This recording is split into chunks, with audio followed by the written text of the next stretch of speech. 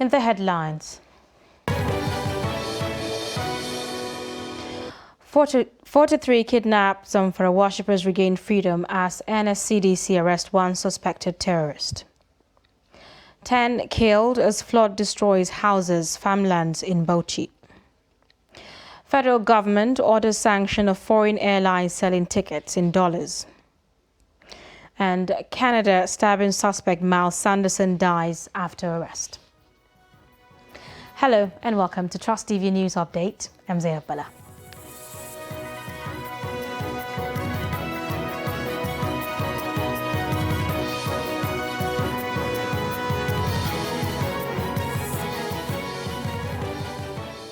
The abducted Muslim worshippers at Zugu community in Bukuyum local government area of Zamfara state have been released after payment of 5 million ransom and several jerrycans of petrol to the abductors. Sources from the troubled Zugu community in Bukuyum local government area where the incident occurred last Friday said the victims were freed Tuesday night at about 10:30 p.m. by the abductors. They said 44 persons were abducted, but one person died in the terrorist enclave as a result of the aftershock. Meanwhile, the Zamfara State Command of the Nigerian Security and Civil Defense Corps (NSCDC) has arrested a suspected terrorist who is said to have been involved in banditry and kidnapping of 7 persons at Jaja village in Tambuwa local government area of Sokoto State. Public Relations Officer of the NSCDC in the state, Iko Che, who paraded the suspect on behalf of the State Commandant Okushe Sparks, said the suspected terrorist was earlier arrested by troops of the Nigerian Army during an operation in Tambuwa local government area of Sokoto State. Here we are today, we are parading the suspects who participated in different banditry activities and kidnapping activities across Sokoto and Zamfara states. The suspect today before you, as you can see, his name is Umar Malami, popularly known as Babuga. He is 30 years old. He comes or hails from Yatakwa, Geiri district, Gumi local government of Zamfara state. His occupation, he's a herder by occupation, at the same time a Fulani man by tribe. His religion is Islam. He was arrested on the 3rd of September 2022 at Gumi General Hospital after an intelligence report. He is said to have participated in banditry activities and kidnapping of about 7 persons in a village called Jaja under Ganuwa district in Tambuwa local government of Sokoto state, bordering Gumi of Zamfara state. He was arrested at the cost of trying to receive ransom together with 2 others by the Nigerian Army and the vigilante that are operating within this area of Tambuwa local government. And at the cost of the arrest, he evaded the arrest by running. So he sustained a cutlass injury, which was inflicted on him by the Nigerian Army at the cost of trying to apprehend him.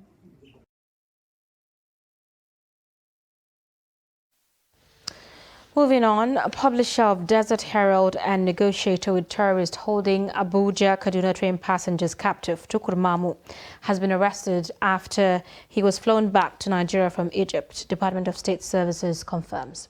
Mamu was arrested and detained by Interpol at the Cairo International Airport while awaiting a connecting flight to Saudi Arabia. A statement signed by DSS spokesman Peter Afunaya said the arrest followed a request by the Nigerian military, law enforcement and intelligence community to their foreign partners to bring back Mamu home to answer questions on ongoing investigation and security matters. He has been flown back to Nigeria by Interpol and on arrival at Aminu Kano International Airport in Kano on Wednesday was taken into DSS custody. Meanwhile, reports say DSS operatives were deployed to the publisher's Desert Herald office at Ungwar Sarki in Kaduna.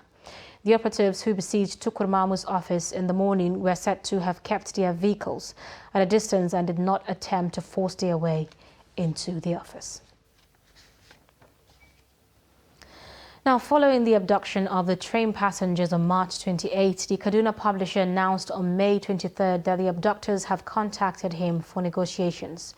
Here is a timeline of his involvement in the negotiations. Saturday, 11th June. Captives released 11. Amount reportedly paid 300 million naira. Saturday, 9th July. Captives released 7. Amount paid 800 million naira. Monday, 25th July. Captives released 3. Tuesday, 2nd August. Captives released 5. Friday, 19th August.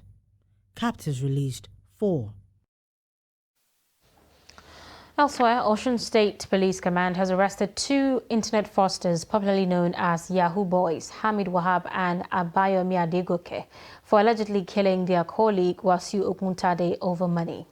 The police public relations officer for Osun State Police Command, Yemisi Okpalola, told Trust TV's Hamid Oyegbade that the suspects confessed that they lured their Wasiu to the bush and cut off his head with cutlass. The suspect said their late colleague told them about huge money he made from internet scam recently and that they killed him to take possession of his money.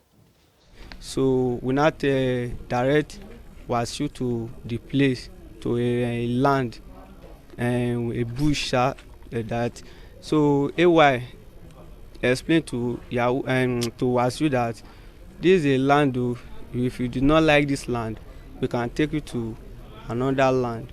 So Wasiu now said, okay, let me check, let me pick the sand and go and pray. Maybe I can buy it or not.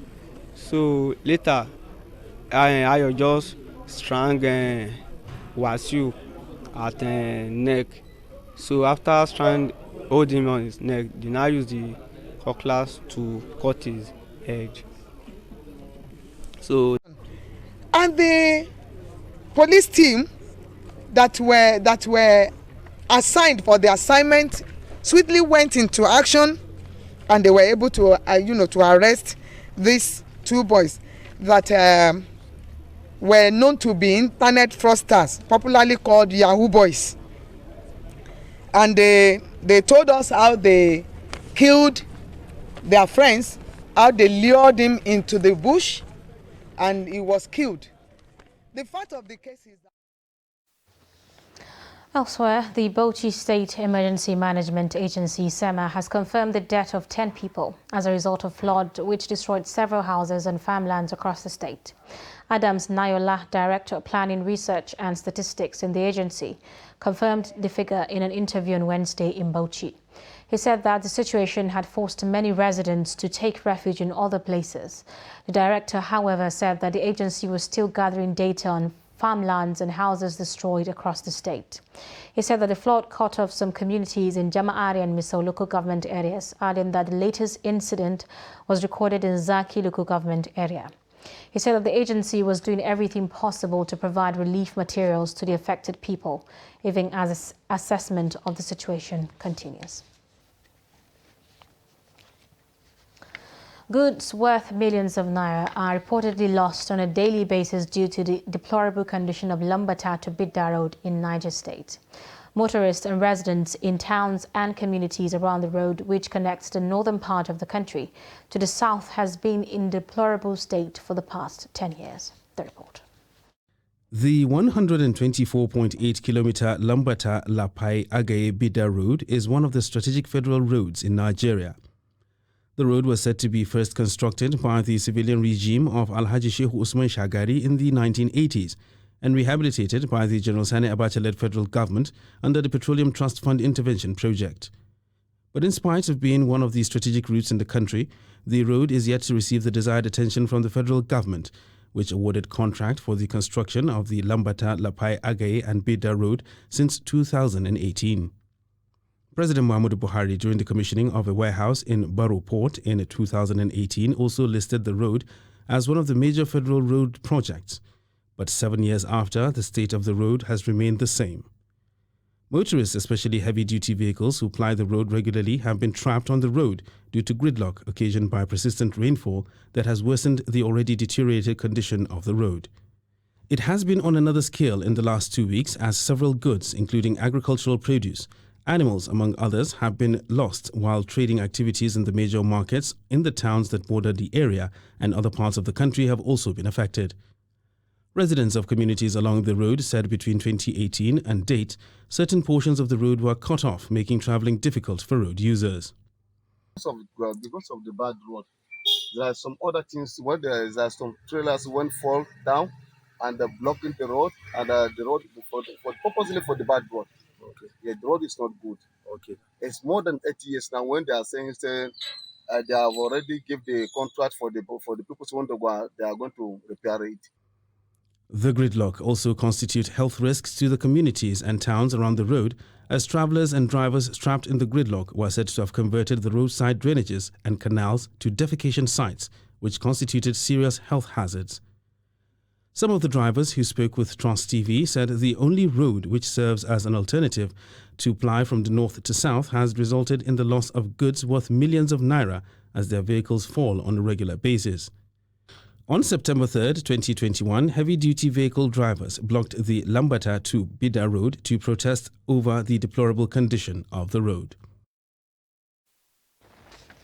5 persons have died while one other was injured in multiple accidents at Iju Bridge along Ota Iduroko Road in Ado, Ogun State on Wednesday. The accident involved a tanker laden with diesel, 3 other vehicles and a motorcycle. The spokesman of the Ogun State Traffic Compliance and Enforcement Corps, Babatunde Akimbi, confirmed the accident in Abeokuta. He said the driver of the tanker suffered a brake failure, causing him to lose control and rammed into the affected vehicle before falling into a ditch. The presidential candidate of the All Progressive Congress APC, Bola Tinubu, on Wednesday met with the members of the National Working Committee of the party at its national headquarters in Abuja. Among those who accompanied Tinubu to the meeting were his running mate Kashim Shettima, the Director General of the APC Presidential Campaign Council, Governor Simon Lalong of Plateau State, and Speaker of the House of Representatives, Femi Gbajabiamila, among others. This is the first visit by Tinubu to the party's headquarters since his emergence as the presidential candidate of the party in June.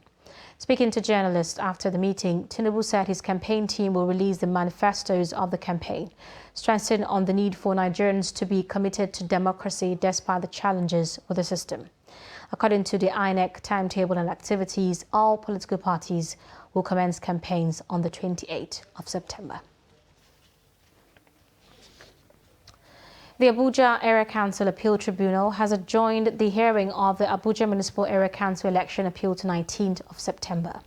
The chairman of the tribunal, SB Belgore, disclosed this after hearing the appeal by the Independent National Electoral Commission, INEC, the People's Democratic Party, PDP, and the PDP candidate Christopher Zaka. The 3 appeals were consolidated as the respondent and appealates were given time to review all documents required. You're watching Trust TV News Update. Coming up, story of Nasara automobile inventor. Details of this story and more after the break. Do stay. Which kind wire you gonna need to light up your light? Oh man, the quality wire. Now which kind cable you gonna need to light up your house? Oh man, the quality cable. Coleman quality. Coleman wire. Coleman durable. Coleman cable. Coleman can't. Coleman cable for any kind of project. Coleman be the come and see. Come and be the Coleman won't light up your light. Come and be the come and see. Come and be the COLEMAN. Quality. Durable. Oh yeah. Now come and be the Baba.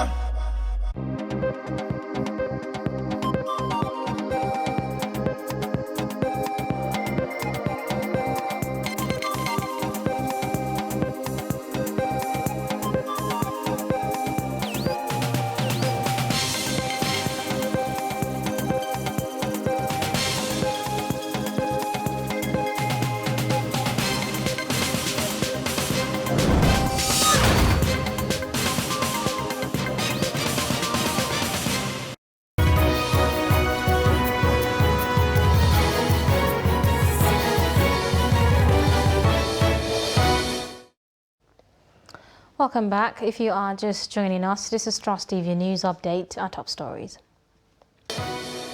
43 kidnapped Zamfara worshippers regained freedom as NSCDC arrest one suspected terrorist. 10 killed as flood destroys houses, farmlands in Bauchi. Moving on, dedication, patience and passion are recipes for long service in any organization. The Daily Trust Long Service Awards were held in honor of members of staff who have worked in the company for 10 years and above, among other awards. Chiamaka Nwafo was there and files in this report. Staff from the different platforms of the Media Trust Group were at the event held on Wednesday at the Media Trust headquarters. Members of staff from other state offices also joined virtually for the 12th edition of the awards. So what is the philosophy behind the awards? We're actually recognizing those staff that have put in so many years of service within our company. And you can imagine we have, staff that have spent 20 years in this company, almost as old as the company. Members of top management are convinced that the company's core values are a key factor that has kept people in the company for so long. But one thing I know, I believe the reason why people stay is because of our core values. One of our core values is integrity and honesty. Yes, from what I can read, this is the 12th edition, but I had the privilege of attending at least 4 editions. And on a yearly basis, I've been noticing some kind of improvement. Last year, we held it here. It was marvelous, especially the food.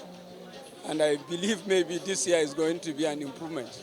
Awardees are the synergia of eyes at this event and are obviously happy. And answering the question hanging in the air, they say patience and passion kept them at the company all these years. Well, I think because I have passion to the job, because since I was in primary 3, I have passion in journalism. So when I joined the company, I have gotten what I wanted. So that is why I stayed. Well, I always advise the younger generation to always be patient in whatever they are doing. I love the work. I don't lie about that. I love the work and I love challenges, anything. I also thank God for my understanding family that understood the terrain of the work and they have kept faith with me throughout. Trust TV's Gaza Yakubu was one of the awardees of the night, winning the Chairman's Excellence Award. He is a multi-oriented, a multi-talented person. He's a one-man team and he's a cameraman, a video editor, a graphics editor, a producer, a reporter, an actor. I feel so good. I feel so happy because I didn't imagine that, everything they said, at the point that I was receiving the award was going to be said about me. I was thinking I would probably recognize, within just 1 or 2 words, but a lot of qualifications just for me. It is so amazing. The Excellence and Integrity awardees won't just be leaving with a plaque and certificate, as there is a cash prize and promotion attached to it. Chiamaka Nwafo, Trust TV News, Abuja. Indeed, we're very proud of Gaza as one of our own. Now, moving on, automobile engineering and industry are jam-packed with highly talented and dedicated individuals. They are literally changing the world before our eyes. A talented Nasarawa State Secondary School leaver is joining the league of these innovators as he designed and constructed an automobile despite financial constraints. Abubakar Abdullahi sent in this report. People are ambitious of achieving one endeavor or the other, especially the young ones. This young inventor, Abdulrahman Usman, was discovered in Kefi town of Nasarawa State constructing automobile, making Nigeria proud in the automobile and technical space. The inventor, who left school due to insufficient funds, said he ventured into designing and manufacturing automobiles because he feels he has the talent and passion for technical work. He said although he did not have sufficient financial backing to support him go through schools to acquire more education, he is ready to make the country proud with support from government and organizations. I need support to further my education and to make Nigeria proud. However, this young lad's talent attracted the attention of many as he became the talking point where an indigenous organization took interest in him. On this young prodigy, I decided to take it up with the executive vice chairman of the NASENI to come and see this talent and see the means through which this great innovative talent can be enhanced and harnessed for the progress and development of Nigeria. The dream of Abdulrahman Usman of becoming an automobile designer of international repute is not far-fetched, as the Executive Vice Chairman, National Agency of Science and Engineering Infrastructures, Professor Mohammed Sani Haruna, was in Kefi to meet this young inventor. He has shown passion and interest. A lot needs to be done.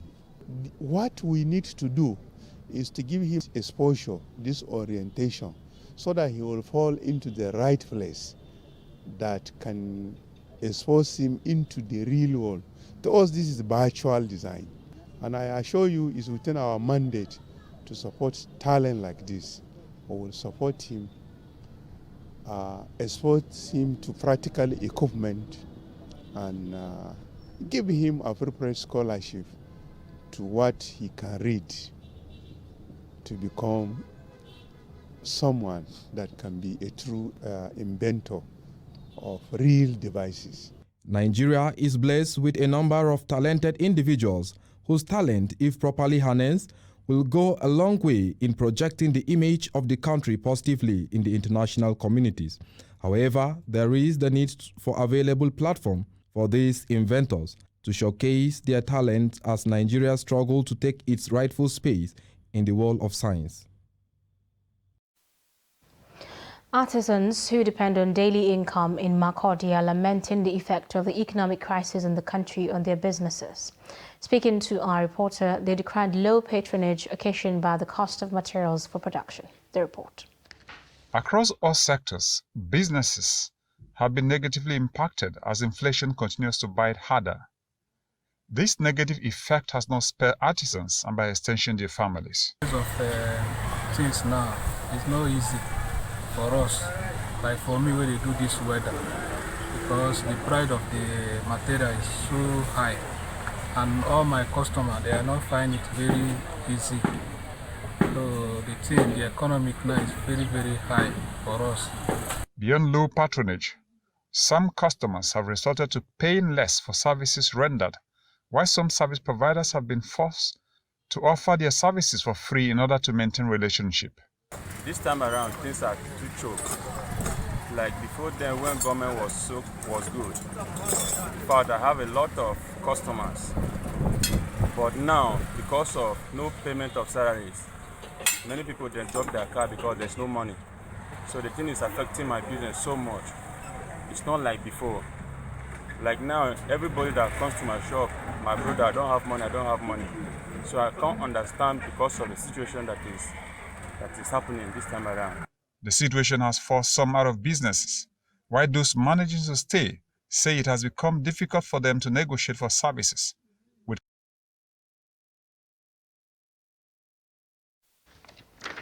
The federal government has warned international carriers against the dollarization of flight tickets, describing it as a violation of the country's laws and international agreements.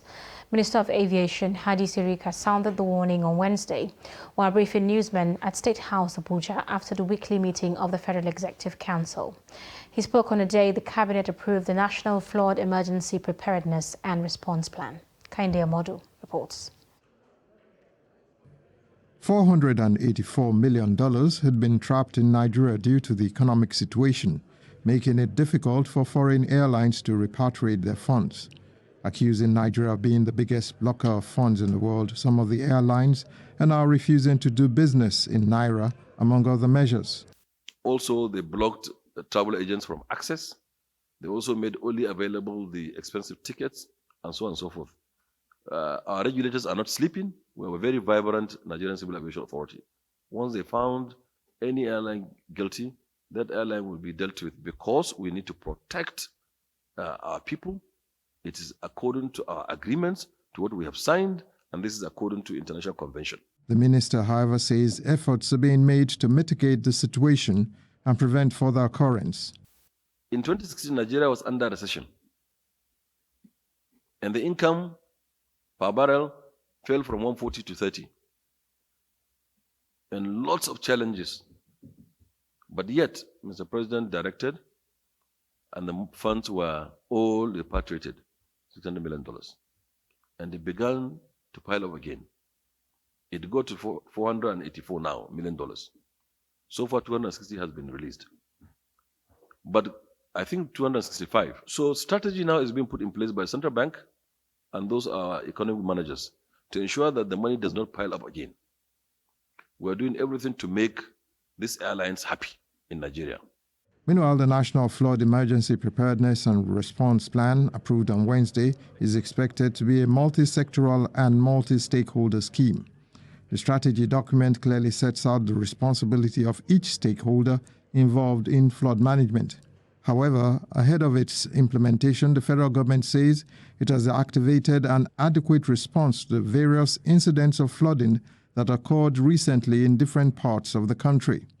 We have activated the response in the way that once these things happen, we move to the field and we respond. If there are issues of evacuation, we evacuate. We give humanitarian interventions to the victims, first as first responders, and then later we can come back to do a thorough assessment of how we are going to support the state governments. And on the foreign scene, the suspect sought by Canadian authorities in a weekend stabbing spree that killed 10 people in and around an indigenous reserve was arrested on Wednesday, then lapsed into unexplained medical distress and died soon after a hospital, according to reports by the police. And that's it on News Update. Do not forget to follow us across all our social media platforms. I'm Zainab Bala. Thanks for your time and company.